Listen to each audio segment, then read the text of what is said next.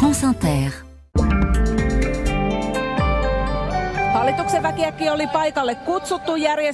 Nous sommes d'abord en Finlande, Kevin, et ses jours de grève. Dans les services publics, l'industrie, les services, les employés comme les cadres des syndicats de tous les secteurs appellent à cesser le travail aujourd'hui et demain.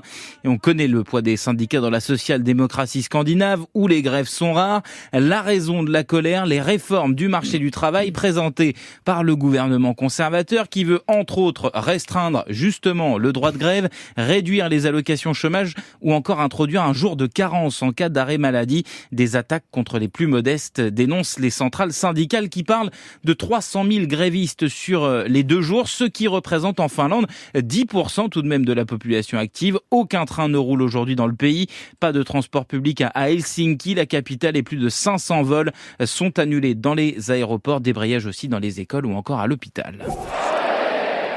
Et maintenant, c'est au Mexique que nous sommes pour un feuilleton qui n'en finit plus. Oui, celui autour du sort de la corrida à Mexico. Dimanche soir, comme on l'entend là, plus de 40 000 personnes ont assisté à la première corrida dans la capitale mexicaine depuis plus d'1 an et demi. La Cour suprême ayant annulé son interdiction par la justice en juin 2022. Sauf qu'hier soir, énième retournement de situation, les corridas sont de nouveau suspendues à Mexico. Décision d'un tribunal sur la base d'un recours déposé par une association de défense des animaux. Suspension provisoire avant que l'affaire ne soit jugée sur le fond la semaine prochaine. Le débat traverse tout le Mexique, où se trouvent les plus grandes arènes du monde. Le président López Obrador y est personnellement opposé, mais propose que la question soit tranchée par un référendum local à Mexico. La corrida est interdite pour l'instant dans 4 des 32 États du pays.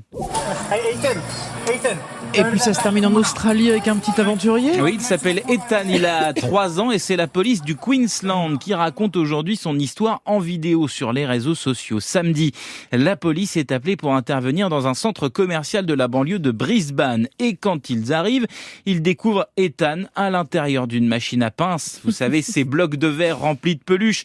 On met une pièce et l'on essaye d'en attraper une et avec un grappin et ça marche jamais. Le petit bonhomme a réussi à rentrer dedans, figurez-vous, en passant par la trappe qui sert normalement à récupérer la peluche, échappant alors à la vigilance de son père. Sur la vidéo, on voit le papa demander à son fils de s'écarter de la vitre le plus possible.